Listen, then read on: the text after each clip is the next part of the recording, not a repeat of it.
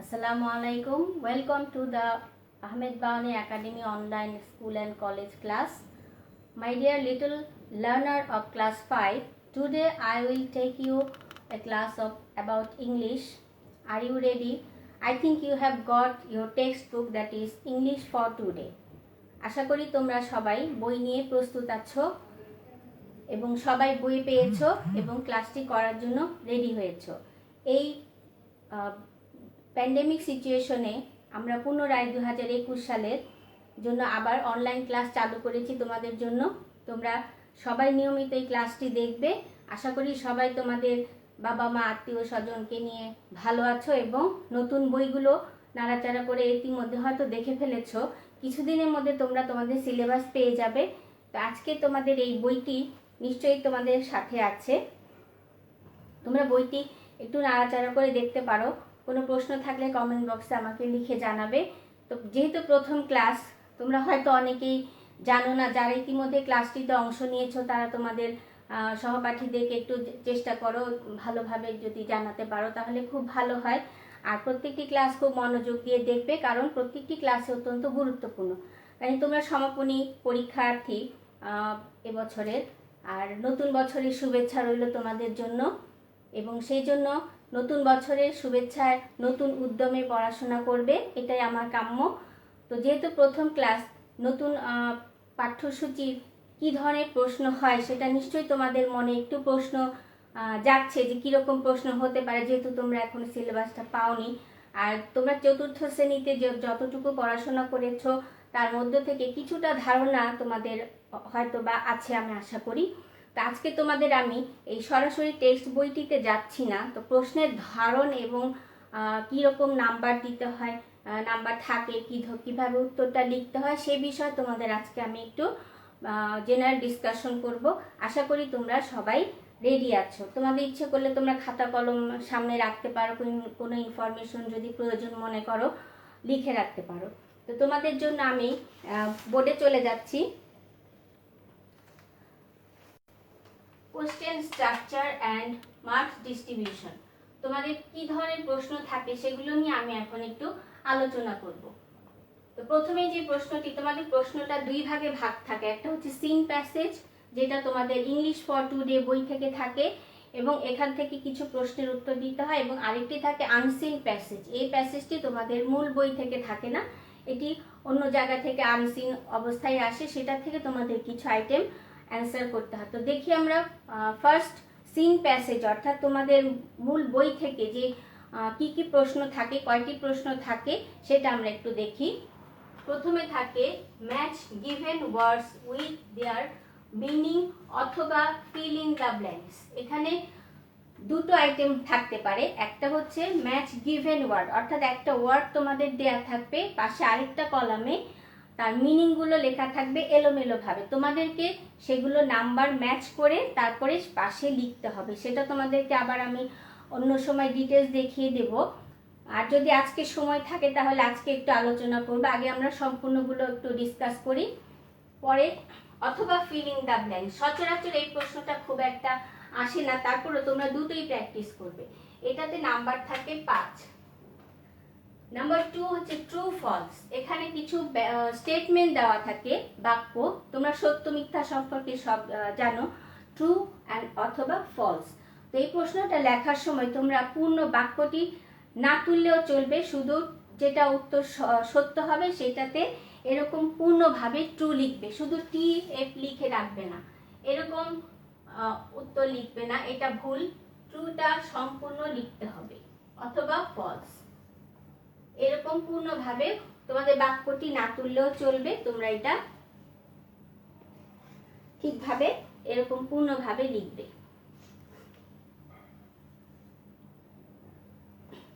আশা করি তোমরা বুঝতে পেরেছো। এরপরে আসো number 3, answer short questions.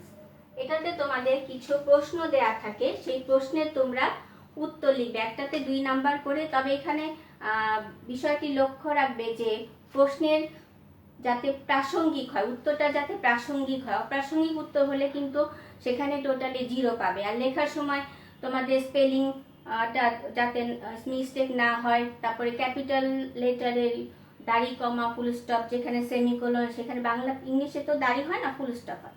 Full stop, কমা, সেমিকোলন, এগুলো যেখানে যেটা ব্যবহার করা প্রয়োজন সেটা অবশ্যই কিন্তু তোমরা ব্যবহার করবে, তাহলে তোমরা হয়তো পূর্ণ নাম্বার পেতে পারো। কিন্তু বানান ভুল হলে সেখানে কিন্তু পূর্ণ নাম্বার পাবে না, পাওয়ার সম্ভাবনা থাকে না। আচ্ছা, এরপরে আসে শর্ট কম্পোজিশন। এখানে তোমাদের এই প্যাসেজের উপর ভিত্তি করে একটা শর্ট কম্পোজিশন, অর্থাৎ তোমরা বড় হলে যে রচনা লেখো সেই বা কম্পোজিশন লেখো, এখানে তোমাদেরকে একটু ছোট আকারে দেয়া হয়। সেটা তোমরা কম্পোজিশনটা কমপক্ষে 5টা বাক্য হতে হবে, 5টা বাক্যের চেয়ে কম যেন না হয়। 2-1টা বেশি হলে সমস্যা নেই, কিন্তু যাতে 5টা বাক্য হয়। কিন্তু 5টা বাক্য আবার 1 2 3 4 নাম্বার দিয়ে লেখা যাবে না, এটা তোমরা একটা প্যারা আকারে লিখবে। কোন দুটো প্যারাও হতে পারে, যেহেতু কম্পোজিশন প্যারাগ্রাফ না, তো এটা তোমরা এভাবে প্যারা করে লিখবে। এবং এখানেও তোমাদের বিষয়বস্তু যাতে, যে বিষয়ে যা লিখতে বলা হচ্ছে সেই বিষয়বস্তুটা যাতে নিজের ভাষায় হয়। হুবহু প্যাসেজ তুলে রেখে দিলে চলবে না, নিজের ভাষায় গুছিয়ে সুন্দরভাবে লিখতে হবে। এবং বানান ভুল থাকা যাবে না। সেন্টেন্সে যদি টেন্সের ভুল হয়, গঠন ভুল হয়, তাহলে কিন্তু ভালো নাম্বার পাওয়া যাবে না। তারপরে সেখানে পাংচুয়েশন মার্কগুলো যথাযথভাবে ব্যবহার করতে হবে।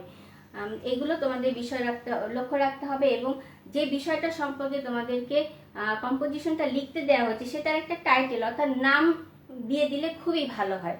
যেমন ধরো, বাংলাদেশের নদী সম্পর্কে যদি তোমাদের কোনো প্যাসেজ থাকে, বা হোম টাউন সম্পর্কে কোনো প্যাসেজ থাকে, সেখানে মাই হোম টাউন এভাবে একটা টাইটেল দিয়ে দিলে তোমরা সেটা খুবই ভালো হয়। তবে অবশ্যই সেটা হুবহু প্যাসেজ থেকে তুলে দেবে না, নিজের ভাষায় লিখতে হবে। এটা গেল তোমাদের প্রথম অংশ। এরপরে আসো আনসিন প্যাসেজ, অর্থাৎ যে প্যাসেজটা তোমাদের বইয়ে থাকবে না, এটা সম্পূর্ণ বাইরে থেকে আসে। সেখান থেকে তোমাদের 5, 6, 7, 8 এই 4টা প্রশ্নের উত্তর লিখতে হয়। প্রথম সিন প্যাসেজ থেকে তোমরা মনে রাখবে 1 2 3 4। আনসিন প্যাসেজ থেকে 5, 6, 7, 8 এটা আনসিন প্যাসেজ বেসড কোশ্চেন। এখান থেকে কি কি আইটেম থাকে দেখো। Filling the blanks given word, এখানে তোমাদের কিছু শব্দ ক্লু দিয়ে দেওয়া থাকবে। সেই ক্লুগুলো দিয়ে তোমরা যেখানে যেটা অ্যাপ্রোপ্রিয়েট সঠিক মনে করবে সেটা বসিয়ে অবশ্যই এই প্যাসেজটা ফিল ইন দ্য ব্ল্যাঙ্কসগুলো পূরণ করবে। আর প্রশ্নে তোমরা অনেক সময় দেখা যায় লেখার সময় যে ABCD গুলো এক বরাবর লিখবে, যেমন এখানে ABCD এরকম পাশাপাশি দিবে না, ABCD এরকম নিচে পাশাপাশি দিবে না, যে A এখানে দিলা B এখানে দিলা, এটা কিন্তু ঠিক হলো না। একদম এইভাবে তোমরা এটা অ্যান্সার করবে, এখানে শব্দগুলো বসিয়ে দেবে। আর যদি প্যাসেজে তোমাদের ABCD মেনশন করা না থাকে তখন তোমরা পুরো প্যাসেজটা তুলেই লিখবে। এটা গেল ফিল ইন দ্য ব্ল্যাঙ্কস। এরপরে আসে আবার true false 6 number 6 number question. 6 number কোশ্চেনে ট্রু ফলস আমি আগেই বলেছি যে পুরোপুরি ট্রুটা পুরো লিখবে এবং ফলস লিখবে। এখানে তোমাদেরকে ফলস অ্যান্সারের জন্য কারেক্ট স্টেটমেন্ট দেওয়ার কথা নির্দেশনা নাই, শুধু ফলস লিখলেই চলবে। এটা গেল তোমাদের 6 নাম্বার। এরপরে 7 নাম্বারে আসে অ্যান্সার শর্ট কোশ্চেন। এখানে এটার মধ্যে 3 নাম্বারের মতোই, এটাতে নাম্বার হচ্ছে 10, 2 নাম্বার করে 5টা প্রশ্ন থাকে 10 নাম্বার। এটা তোমরা ওরকম ভাবে যাতে উত্তরটা প্রাসঙ্গিক হয় সেরকম করেই তোমরা লিখবে। তারপরে আসে পার্সোনাল লেটার। আমি একটু বোর্ডটা তোমাদের জন্য পরিষ্কার করে নিচ্ছি।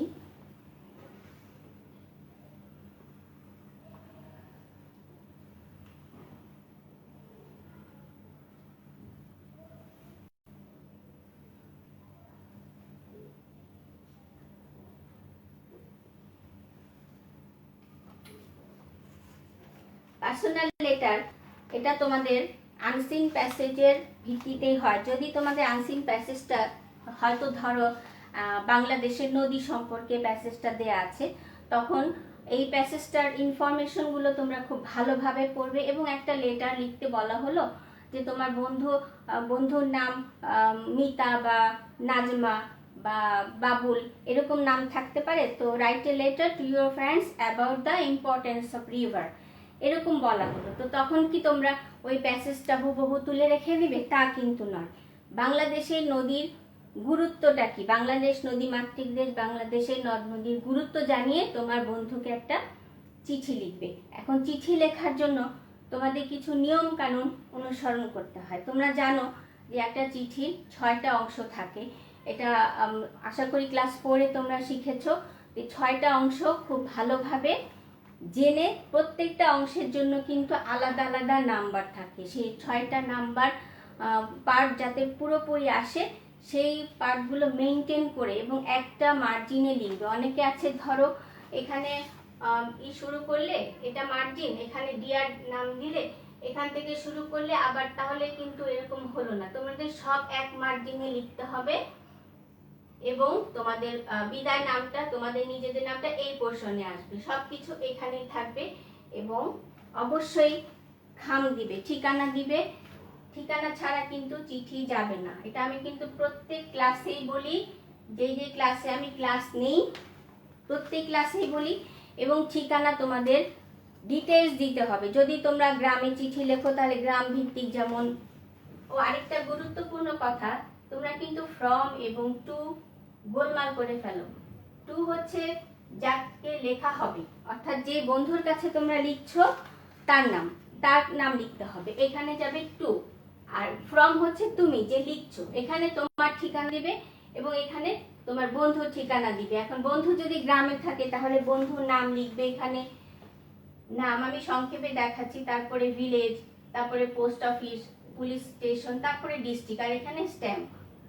এখন এই খামটা আঁকতে যে তোমাদের একটা গন্ডগোল হয়, তোমরা অনেকেই করো মানে ফুল পেজে খাম এঁকে রাখো।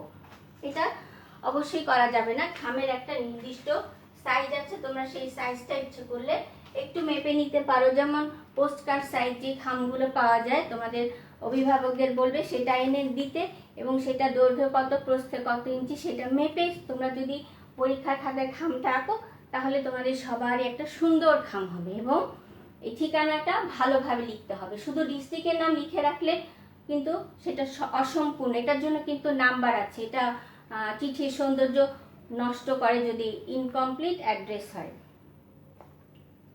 তারপরে আছে 9 নাম্বার কোশ্চেন, যেটা সবচেয়ে বেশি গুরুত্বপূর্ণ। সেই 9 নাম্বার কোশ্চেন হচ্ছে WS কোশ্চেন, যেটা অনেকেই একটু ডিফিকাল্টিতে পড়ো তোমরা না। WS কোশ্চেন সম্পর্কে আজকে মর্নিং শিফটে একটি ক্লাস আমাদের একজন শিক্ষক নিয়েছেন, আশা করি তোমরা দেখেছো। তো এই বিষয়ে আমি একটু সংক্ষেপে বলছি। WS কোশ্চেন সাধারণত কি দিয়ে হয়, W এবং H এই দুটো লেটারে কিন্তু প্রশ্নটা তৈরি করতে লাগে। যেমন হোয়াট, হাউ, তারপরে হোয়েন, হোয়ার, হোয়াই।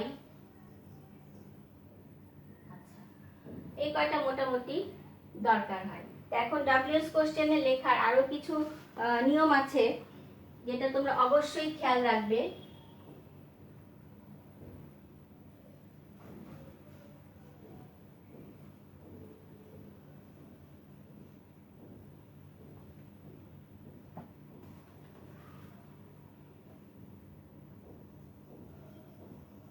যেমন আমি যদি এখানে একটা বাক্য লিখি, মিতা রাইটস এ লেটার, তোমরা কি দেখতে পাচ্ছ? Mita rights a letter. এখন তোমাদের এটা নিয়ম থাকে যে একটা বাক্যে স্টেটমেন্টের কোথায় আন্ডারলাইন করা আছে সেই বিষয়টা তোমাদেরকে লক্ষ্য রাখতে হবে, সেই বিষয়টা লক্ষ্য রাখতে হবে। Mita rights a letter, Mita একটি চিঠি লেখে। এখন আমরা প্রশ্ন যদি করি মিতা কি লেখে, আগে তোমরা বাংলায় প্রশ্নটা মনে মনে পড়ে নেবে যে এখানে প্রশ্নটা যে কোথায় দিয়েছে, দাগটা কোথায় দিয়েছে। এটা হলো স্টেটমেন্টের ইন্ডিকেট, তোমাদের জন্য একটা ক্লু যে কি ভিত্তিতে, কিসের ভিত্তিতে কেমন হবে প্রশ্নটা। যেহেতু এটা একটা বস্তু, তো বস্তু কি প্রশ্ন করে যদি আমরা উত্তর পাই তাহলে সেখানে হোয়াট দিয়ে প্রশ্ন করতে হবে। যেমন ধরো মিতা, আমি একটু বাংলায় লিখছি তোমাদের সুবিধার জন্য, কি লিখে। বাংলা প্রশ্নটা যদি হয় তাহলে আমরা ইংরেজিটা করি,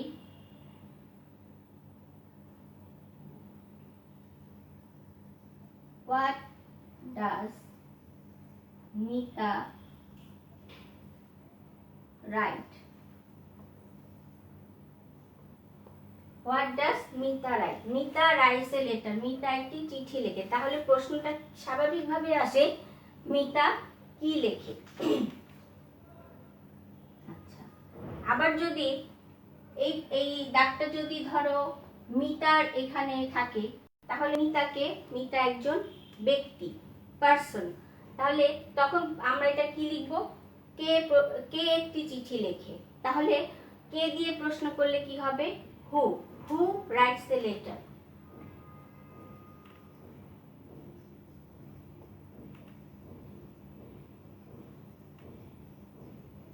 আর অবশ্যই কিন্তু তোমরা এই যে প্রশ্ন তৈরি করার সময় প্রশ্নবোধক চিহ্নটা, ইন্টারোগেশন মার্ক কিন্তু অবশ্যই দিতে হবে। এটা কিন্তু ভুল করা যাবে না। তাহলে যদি এটা না থাকে তখন এটা প্রশ্নবোধক বাক্য কিন্তু হবে না। তাহলে কি হয়ে যাবে? এটা সাধারণ একটা বাক্য। Who writes a letter. আশা করি কি তোমরা বুঝতে পেরেছো। এখন দেখো মিতা কি লেখে, এইটা নিয়ে একটু কনফিউশন হয় অনেকের মধ্যে। যেমন তোমরা বাংলা, আমরা সাধারণত কি এবং কি এর ভিতরে পার্থক্যটা কিন্তু অনেকেই খেয়াল করি না, মনে করি যে আসলে এটা তো প্রচলিত গা স্বভাব হয়ে গেছে। কিন্তু তোমাদের বাংলা যখন লিখবে তখন কিন্তু অবশ্যই এই কি এবং কি এর ভেতরে পার্থক্য বোঝাতে হবে, বুঝতে হবে। সেই অনুযায়ী কিন্তু অ্যান্সার ভিন্ন হয়ে যাবে। আমি তোমাদেরকে একটু দেখাই।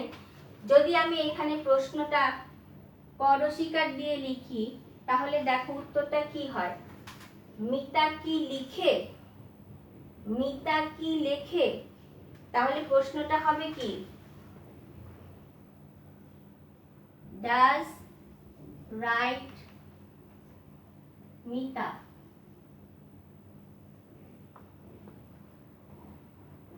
মিতা কি লেখে? যেমন আমি খাই বা আমি ঘুমাই, আই স্লিপ।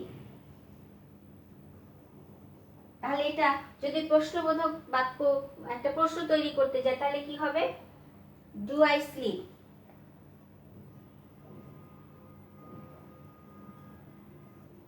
দেখো এটা কি ডাব্লিউএস কোশ্চেন হলো? ডু আই স্লিপ এটা কিন্তু ডাব্লিউএস কোশ্চেনের ধারে কাছেও গেল না। তাহলে আমি কি ঘুমাই? তাহলে কি হলো? আমি কি ঘুমাই? তোমরা যখন ট্রান্সলেশন করো তাহলে তখন নিশ্চয়ই এটা বুঝতে পারবে। এটা উত্তরটা হলো আমি কি ঘুমাই, অর্থাৎ আমি কি ঘুমাচ্ছি এখন। এটার প্রশ্ন হলো এটা। আর এখানে যদি এই যে এরকম যদি থাকে, এই লেটারের নিচে দাগ দেয়া, তখন হবে হোয়াট ডাজ মিতা রাইট, অর্থাৎ মিতা কি লেখে, ক দীর্ঘিকার। আশা করি তোমরা এই ভুলটা অন্তত করবে না, কারণ এটা তোমাদের কিন্তু বুঝতে হবে যে কি চাচ্ছে, কি জানতে চাচ্ছে। করস্বীকার দিয়ে প্রশ্ন করলে কিন্তু এরকম উত্তর আসে, আর দীর্ঘিকার দিয়ে প্রশ্ন করলে তোমাদের ডাব্লিউএস কোশ্চেনে অ্যান্সার হবে। আশা করি তোমরা যখন প্র্যাকটিস করবে আরো এই ব্যাপারে আরো বিস্তারিত বুঝতে পারবে। কিন্তু বাংলায় যখন তোমরা করবে, তোমাদের বাংলাতেও আশা করি এরকম প্রশ্ন তৈরি করা আছে বোধহয় একটা নাম্বারে। তো এটা তোমরা কিন্তু খেয়াল করবে।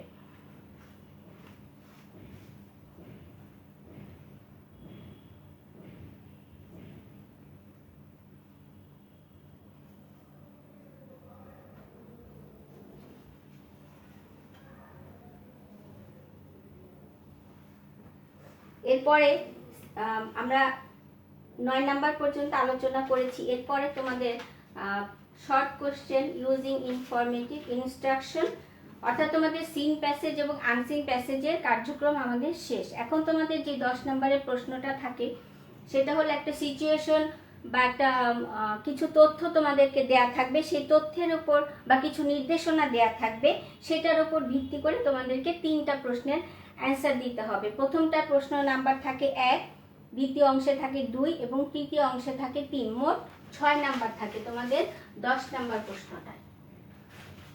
10 নাম্বার প্রশ্নে 6 নাম্বার বরাদ্দ থাকে। এটা হলো 1, 2 এবং 3। একটু এদিকে দেখালেই বোধহয় ভালো হতো, এই জায়গার জন্য এদিকে লিখেছি এই 6। তো প্রথম অংশটা তোমরা যেমন বাংলাতে সৃজনশীল প্রশ্ন করো, প্রথম অংশটা কি থাকে? অনুধাবনমূলক, জ্ঞানমূলক, তারপরে অনুধাবনমূলক, তারপরে হচ্ছে উচ্চতর দক্ষতা।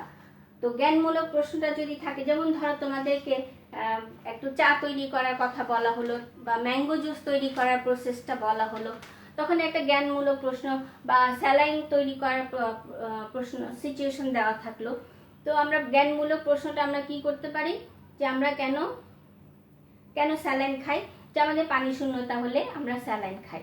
তো এটা একটা আমাদের সাধারণ জ্ঞান। তারপরে এটা এক কথায় উত্তর দিলে, তারপরে প্রশ্নটা যে আমরা কখন খাই, এটা একটু চিন্তা ভাবনা করার ব্যাপার আছে। তো আমরা কখন কখন খেতে পারি, কি কারণে খেতে পারি, তো এটা একটু বুঝে শুনে বলতে হবে। তাহলে এটা হলো তোমাদের একটু অনুধাবন, চিন্তা ভাবনার বিষয় আছে, এটা একটু বড়। তো সেখানে আমরা কখন খাই, আমাদের যখন ডিহাইড্রেশন হয় বা যদি কোনো কেউ সিরিয়াসলি অসুস্থ হয়ে পড়ে, তার পানি শূন্যতা দেখা দেয়, এরকম সিচুয়েশন হলে আমরা স্যালাইন খাই। আবার ধরো তরল লিকুইড খাই, ফলের জুস খাই, এরকম হতে পারে।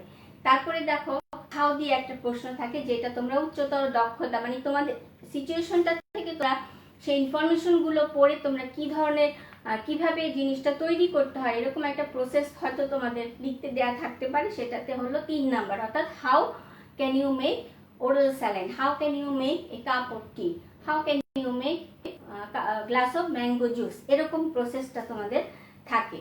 যখন তোমরা আরো ক্লাস হবে, আশা করি তোমাদেরকে এগুলো আরো ডিটেলস ভাবে আলোচনা করব আমরা।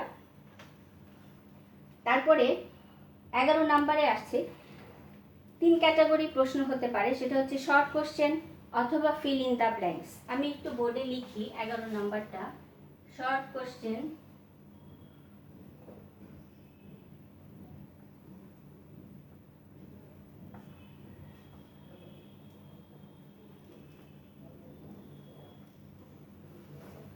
fill in the blanks। এখন এগুলো কি দিয়ে কি করতে হবে, যেমন by using information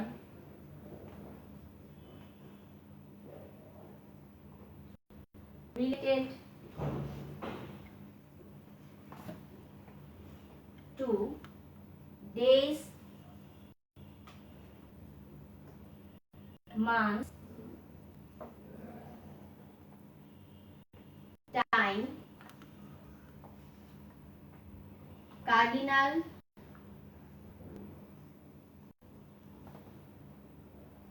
অথবা অর্ডিনাল নাম্বার।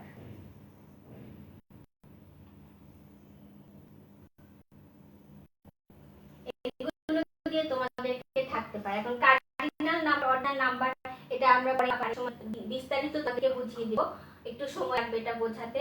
আর সাধারণ জিনিসগুলো যেগুলো আছে, যেমন ধরো ডেজ, মান্থস, টাইম, এগুলো উল্লেখ করে তোমাদেরকে ফিল ইন দ্য ব্ল্যাঙ্কস থাকে। এখন ফিল ইন দ্য ব্ল্যাঙ্কসটা যখন তোমাদের পূরণ করতে হবে, 2 category fill in the blanks আসতে পারে। একটা হলো তোমাদেরকে প্যাসেজের ভেতরে ABCD মেনশন করে, যেমন একটা লাইন প্যাসেজের ভেতরে A দিয়ে ব্ল্যাঙ্ক দিয়ে দেওয়া হলো, B দিয়ে ব্ল্যাঙ্ক দিয়ে দেওয়া হলো, সেই ক্ষেত্রে তোমরা ABCD বসিয়ে, এই যে এরকম নিচে নিচে বসিয়ে টাইমগুলো তোমরা লিখে দিলেই চলবে। কিন্তু যদি প্যাসেজের ভেতরে কোনো ABCD মেনশন না করে টাইমটা বসাতে বলে, সেই ক্ষেত্রে কিন্তু তোমাদেরকে ফুল প্যাসেজ বসিয়ে টাইমটা লিখে প্যাসেজটা কমপ্লিট করতে হবে। এখানে কিন্তু তোমরা একটু গুলিয়ে ফেলো, একটু গুলিয়ে, যাতে এটা খেয়াল করবে যদি ইন্ডিকেট করা থাকে। আমি বারবার বলছি যে প্যাসেজের মধ্যে যদি ABCD মেনশন করে দেওয়া থাকে, তাহলেই তোমরা এইভাবে লিখতে পারবে। তবে নাম্বারগুলো কখনোই এর পাশে বি এরকম লিখবে না, এইভাবে সিরিয়ালি লিখতে হবে।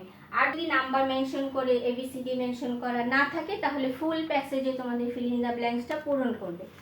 তারপরে আর এভাবে মান্থসের কথা উল্লেখ থাকতে পারে, নির্দিষ্ট সময়ের তারিখের কথা উল্লেখ থাকতে পারে, এইভাবে তোমাদেরকে এই প্রশ্নটা আসতে পারে। এরপরে আছে রিঅ্যারেঞ্জ, 12 নাম্বার প্রশ্ন। রিঅ্যারেঞ্জ করতে হয়, rearrange the words to make a meaningful sentence, অর্থাৎ কিছু শব্দ তোমাদের দেয়া থাকবে, এই শব্দগুলো দিয়ে তোমাদেরকে একটা অর্থপূর্ণ, অবশ্যই সেটা অর্থপূর্ণ বাক্য হতে হবে, অর্থপূর্ণ না হলে কিন্তু নাম্বার পাওয়া যাবে না।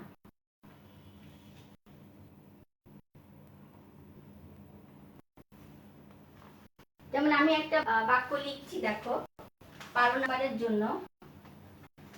12 নাম্বারের জন্য তোমাদের নাম্বার আছে 5টা থাকে 10 নাম্বার, 2 নাম্বার করে 10 নাম্বার।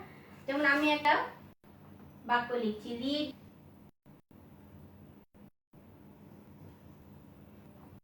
বুক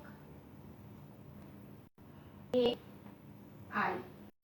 তাহলে এটা একটা বাক্য আমরা তৈরি করলে কি হবে দাঁড়াও দেখো। তাহলে বাক্যের প্রথমে আমরা জানি একটা সাবজেক্ট লাগে, তাই তো? Subject K? আই। আমরা প্রথমে দেখব যে সাবজেক্ট কোথায় আছে। কে বই পড়ে? আমি বই পড়ি। তাহলে এখানে আমি। আর ভার্বটা কি? সাবজেক্ট ভার্ব তারপরে অবজেক্ট বা এক্সটেনশন আমরা বলি না কেন। তাহলে আই, ভার্বটা কি? রিড। তারপরে অবজেক্টটা কি বা এক্সটেনশন কি বলতে পারি? এ বুক। এখন কথা হলো আমরা যদি বলি সাবজেক্ট ভার্ব প্লাস অবজেক্ট, সব বাক্যে কিন্তু অবজেক্ট থাকে না। আমরা এক্সটেনশন দিলেই ভালো হয়, এই অবজেক্ট আমরা নাই দিলাম। কারণ দেখো আমি যদি বলি যে আই গো টু স্কুল,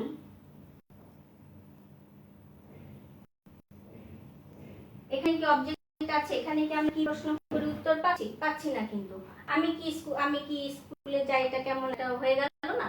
তো তাহলে আমি কোথায় যাই? আমি স্কুলে যাই। তাহলে আমরা এখানে অবজেক্টটা না দিয়ে কি লিখবো? এক্সটেনশন বা আদার ওয়ার্ডস দিতে পারি। তাহলে একটা বাক্য লিখতে গেলে দেখো এখানে সাবজেক্ট আছে, এখানে ভার্ব আছে, এখানে আদার ওয়ার্ডস আছে, এক্সটেনশন বা আদার ওয়ার্ডস। আই গো টু স্কুল এরকম এলোমেলো দেওয়া থাকলে অবশ্যই তোমরা এইভাবে একটা বাক্য লিখবে। আর যদি ইন্টারোগেটিভ বাক্য থাকে, যেমন ধরো এই বাক্যটা, এই শব্দগুলোই যদি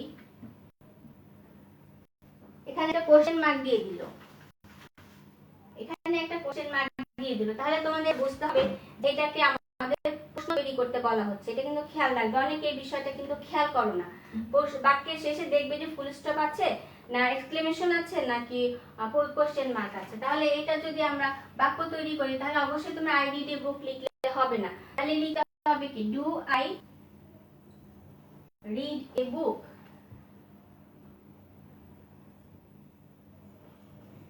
এই যে এরকম হবে, ডু আই রিড এ বুক, আমি কি বই পড়ি?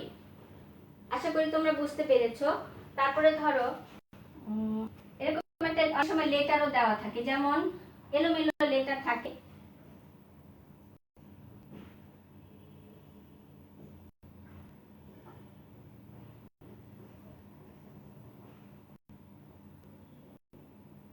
এখন এটা দিয়ে আমরা একটা শব্দ তৈরি করতে পারি না? কি হয় দেখো তো, যদি সাজাই U M B R E double A, umbrella U M B R E double L, এরকম কিন্তু থাকে। অনেক সময় বাক্য থাকে, অনেক সময় একটা শব্দও দিয়ে দেয়।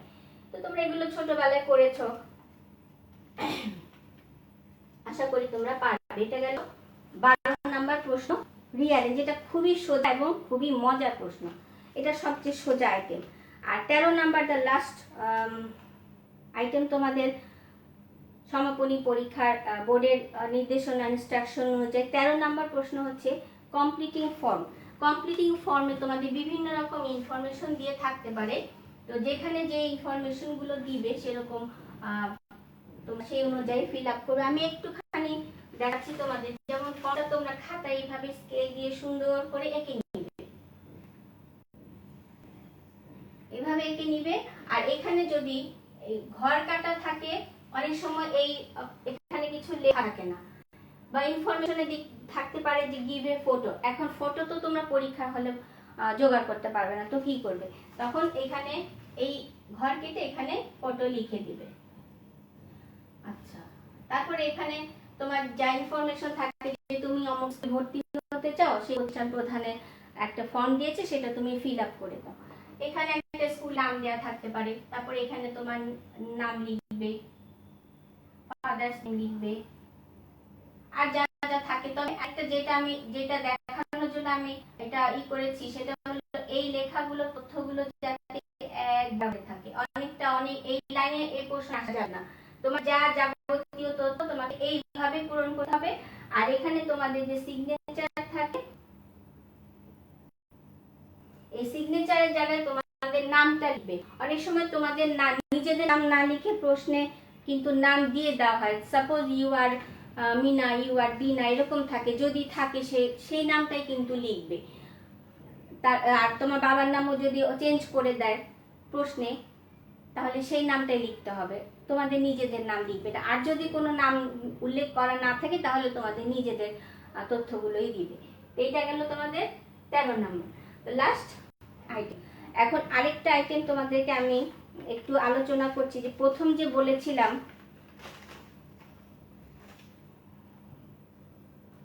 Match given words with their meaning, এই অ্যান্সারটা তোমরা কিভাবে সঠিকভাবে লিখতে পারো আমি একটু দেখাচ্ছি তোমাদেরকে।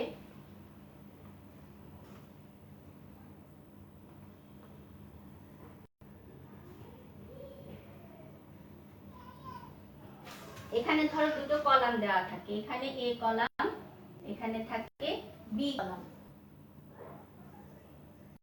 আচ্ছা, এখানে কিছু তথ্য দেওয়া থাকে A B C D E, কিছু বেশিও দেওয়া থাকে। এখানে ইনফরমেশন গুলো কিন্তু বেশি না, এখানে থাকে 5টা, এখানে বেশি থাকে। যেমন এখানে এক নাম্বার দিল, 2 নাম্বার দিল, 3 নাম্বার, 4 নাম্বার, 5, 6, দু একটা বেশি থাকতে পারে। তো এখন অ্যান্সার করার সময় তোমরা কিভাবে করবে? অনেকে আছে এভাবে ছক করে লিখে দেয়, সেটা কিন্তু হবে না। অ্যান্সারটা তোমরা অবশ্যই, যেমন ধরো এখানে কোনো ওয়ার্ড দেওয়া আছে টিচার, এই অ্যান্সারটা দেওয়া আছে হু টিচেস। এখন এটা তোমরা মিল করবে কিভাবে? তাহলে অ্যান্সারটা লেখার সময় তোমরা কিভাবে লিখবে সঠিকভাবে? ধর প্রশ্নটা তোমাদের নাম্বার হচ্ছে কয় নাম্বার? 1 নাম্বার। এই যে এখানে অ্যান্সার লেখার সময় 1 নাম্বার দিলে, 1 দিয়ে এটা মিললো কোথার সাথে? এই যে এ।